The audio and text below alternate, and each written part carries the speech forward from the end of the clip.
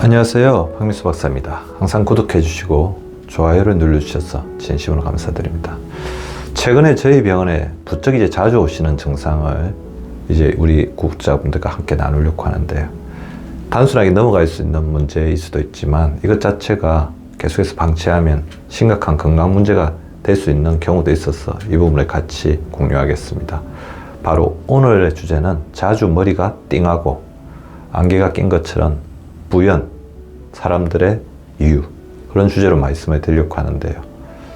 자, 병원에 오셔가지고 선생님 머리가 맑지 못합니다. 그리고 가끔 띵하면서 안개가 낀 것처럼 머리가 불투명합니다. 이렇게 표현하시는데요. 자, 이거를 내 안개가 끼었다. 그래서 영어 표현으로는 브레인 포그, 브레인 내, 포그 안개, 내 안개, 아니면 포기 브레인, 안개가 낀 네, 이렇게 표현하는데요. 내 안개가 꼈다는 것은 흐리다, 투명하게 생각이 안 되고 잘 보이지 않는다, 그런 것들을 표현하겠죠. 많은 이유가 있겠지만 우리 뇌를 움직이는 힘, 즉 내 에너지의 부족입니다. 자, 그렇다면 과연 내 에너지는 무엇으로 이루어질 수 있을까요? 혈당과 산소 잘 공급돼야 되죠. 혈당이 우리 뇌 에너지의 대부분을 차지하고, 또 산소가 혈액순환이 잘 되면 산소가 잘 공급이 돼야지 뇌세포는 활발하게 활동을 하게 되는데요. 또 이것을 막는 것이 있죠. 바로 염증입니다. 우리 뇌의 활발한 에너지를 방해하는 염증. 자, 혈당과 산소가 얼마나 잘 공급되고 염증을 얼마나 잘 막아내는지, 이것이 바로 브레인 포그, 뇌에 안개가 끼는 증상을 막아내는데 핵심적으로 중요하다고 볼 수 있을 것 같습니다.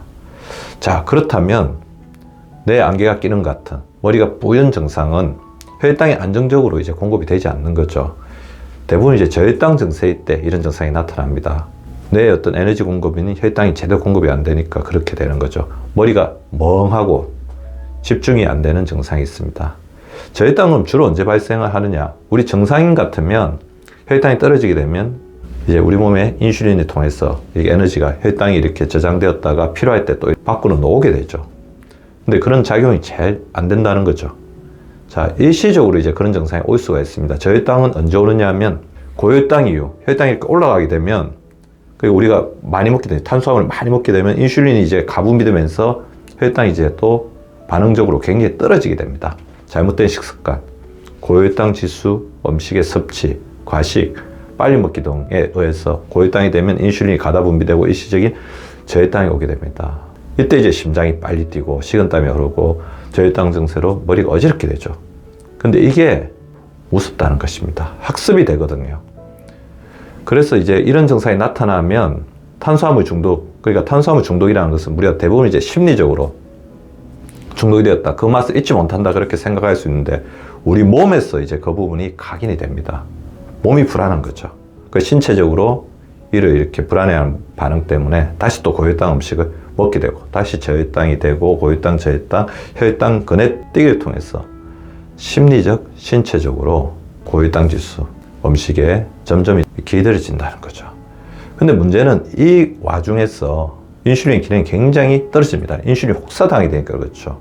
자, 인슐린 기능이 떨어지게 되면 우리가 혈당이 떨어졌을 때 아까 제가 말씀드린 것처럼 적절하게 에너지를 꺼냈어야 되는데 인슐린 기능이 떨어져서 이걸 우리 몸이 적절하게 저장을 시켜 놓지 못하니까 문제가 일어납니다. 활동량이 많아지거나 식사 사이에 공복 기간이 좀 길어지거나, 그렇게 되면 여지없이 저혈당 증상이 되고 그 혈당이 안정적으로 공급이 되지 않으면서 브레인 포그, 안개가 낀 뇌가 된다는 거죠. 이런 저혈당 증세는 일시적이기도 하지만 이런 증상이 반복되면 뇌세포가 위축되고 퇴화되고 문제가 생기겠죠. 뇌가 이렇게 계속 굶으니까 힘을 쓰지 못하고 구조의 변형까지도 오게 된다는 것입니다. 자, 혈당 공급이 제대로 안 되시는 분들, 어떤 분들이 있을까요? 일단 단 음식을 좋아하시는 분들이죠. 탄수화물 중독, 단 음식에 대해서 굉장히 집중이 된 사람들입니다. 아니면 당뇨 전 단계나 당뇨병이신 분들, 그 다음에 식사를 자주 거르는 사람들, 그 다음에 공복 상태에서 무리하게 운동하는 사람들, 말랐거나 근육량이 부족하기 때문에 혈당을 잘 저장하지 못하는 사람들, 그리고 가장 중요한 것은 인슐린을 잘 돌보지 않아서 인슐린 기능이 떨어진 사람들, 즉 인슐린 저항성 상태에 있으신 분들이죠. 자, 인슐린의 기능이 떨어졌다. 그것을 어떻게 볼 수 있냐면 인슐린 기능 이상 자가진단법. 자, 10가지를 이렇게 참고하시면 됩니다. 10개 중에서 3개 이상이면 인슐린 저항성을 의심해야 됩니다. 대표적인 증상으로는 밥방면, 과자 등 음식을 먹지 않으면 집중이 안 된다. 습관적으로 단 음식을 찾거나 단 음식이 있으면 배가 불러도 꼭 먹는다. 식사 직후에 급격히 졸렸다가 다시 괜찮아지는 게 반복된다. 자, 이 10가지 증상들을 잘 살펴보시고 이 증상 중에서 3개 이상이면 반드시 인슐린 기능을 보존시키기 위한 구출 작전에 바로 나서야 되는 것입니다. 두 번째, 이제 산소 공급이 제대로 안 되는 거죠. 이럴 때는 주로 머리가 띵하고 어지러움. 그러니까 우리가 물에 빠졌을 때 숨을 잘 쉬지 못하는 것처럼 내가 물에 빠진 것 같은 상태라고 보시면 됩니다. 내려가는 이제 산소 공급은 다양한 격가지들이 있습니다. 문제가 생기면 안 되기 때문에 뇌졸중 증상이 있기 전까지는 완전히 차단되는 경우는 없습니다. 다만 다양한 이유로 뇌에 제대로 된 원활한 혈액 공급이 되지 않으면 어지러운 증상이 나타나죠. 이것은 뇌를 살리기 위한 보상 반응이라고 보시면 됩니다. 생존 반응이라고 보시면 되죠. 아, 산소가 안 오고 있으니까 문제가 될 수 있다. 빨리 해라. 그것을 알아차리는 게 굉장히 중요합니다. 저 같은 경우는 일을 하거나 뭐 여러 가지 작업을 하다가 어지럽거나 멍한 증상이 있으면 일어나서 물을 한 잔 마시러 가면서 손과 발목을 흔들어 줍니다. 주로 이제 산소 공급이 저하되시는 분들, 어떤 분들이 있는가 살펴봤더니 근육량이 부족합니다. 특히 종아리 근육. 종아리가 제2의 심장이라고 그러죠. 종아리 근육이 경직되고 굉장히 빈약합니다. 그리고 복부 비만. 이게 위로 가는 산소가 제대로 공급하는 걸 막아버리는 역할을 하죠. 염증이죠. 그 다음에 담배를 피시는 분들, 운동 부족, 심폐지구력이 굉장히 떨어져 있습니다. 그리고 한자세로 이제 오래 앉아 있으신 분들도 문제죠. 제가 항상 한자세가 위험하다고 말씀을 드립니다. 그리고 경동맥 주변, 뇌로 가는 동맥 주변이 굉장히 뭉쳐 있으신 분들, 특히 승모근이라든지 이 부분에 만져보면 딱딱하게 돌처럼 뭉쳐 있고 만졌을 때 굉장히 통증을 유발하시는 분들, 거북목을 가지신 분들, 무엇보다 이제 혈관에 문제가 되신 분들이 제일 많겠죠. 고혈당, 고지혈증, 고혈압 등으로 동맥경화가 와 있으신 분들, 그 다음에 수분 섭취가 부족하신 분들, 소변 색깔이 진하고 노랗습니다.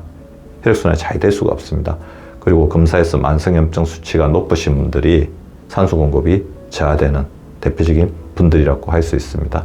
자, 어떻게 해결해야 되냐면 머리에서 몸 쪽의 순환을 도와줘야 됩니다.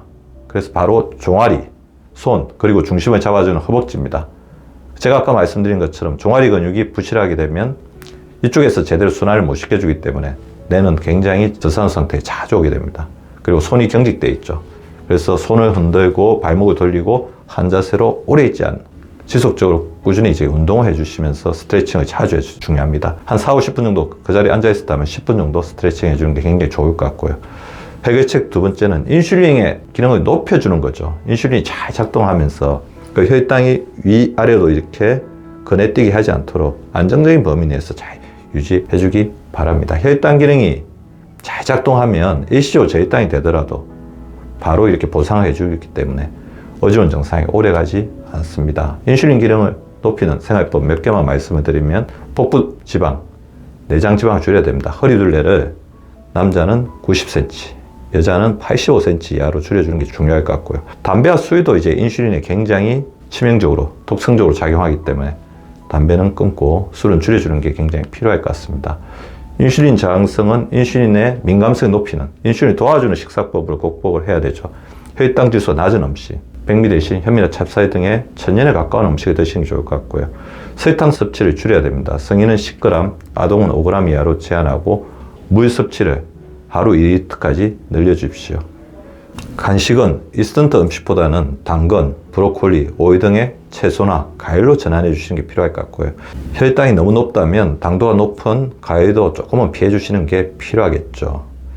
저항성 전문의 섭취를 늘리기 위해서 섬유 섭취를 하루에 30g 이상 반드시 확보해 주시고요. 무엇보다 중요한 것은 천천히 드시는 겁니다. 천천히 드시게 되면 혈당이 갑자기 솟구치는 것을 막아주어서 우리 인슐린이 그만큼 이렇게 가로하거나 소진되는 것을 막아줄 수가 있습니다. 인슐린은 운동하는 동안 굉장히 도움을 받죠. 유산소 운동, 숨찬 운동을 일주일에 3회 이상 이렇게 해주시기 바라고요. 이때 근육 운동을 같이 해주시면 좋을 것 같습니다. 그래서 일주일에 3회 이상 한 번에 30분을 한다고 하면 15분은 근력 운동, 15분은 유산소 운동, 땀나고 숨찬 운동을 무리하지 않게 해주시는 게 좋을 것 같고요. 인슐린이 도와주기 위해서 하신다고 한다면 식후 30분 해주시면 더욱더 좋을 것 같습니다. 스트레스가 인슐린의 가장 큰 적이라고 볼 수가 있습니다. 스트레스 호르몬은 인슐린 호르몬의 기능을 약화시킵니다. 스트레스를 받지 않기 위해서 생각 중지 훈련, 고민이 있으면 털어놓기, 그 다음에 인간관계나 여러 가지 일에 대해서 삶의 기준을 좀 낮추고 본인을 사랑하기, 그것 등을 실천해 주시기 바랍니다. 오늘은 자주 머리가 띵하고 안개 낀 것처럼 보연 사람들의 이유라는 주제로 말씀을 드렸는데요. 이것이 단순하게 현기증이나 머리 어지럼증의 문제가 아니다. 구조적으로 우리 몸의 혈액순환이나 산소 공급, 혈당의 공급 등이 제대로 되지 않는 어떻게 보면 큰 질환의 전조 증상일 수도 있기 때문에 지금부터 그런 증상이 자주 반복적으로 나타난다면 반드시 그 원인을 해결해서 건강한 뇌를 지키는 우리 구독자분들 되시기 바랍니다. 오늘도 즐거운 하루, 유쾌한 하루 보내시기 바랍니다. 구독과 좋아요는 박미수 박사 TV를 지속시키는 생명력입니다. 많이 구독해 주시고 좋아요를 눌러 주시기 바랍니다. 항상 감사드립니다.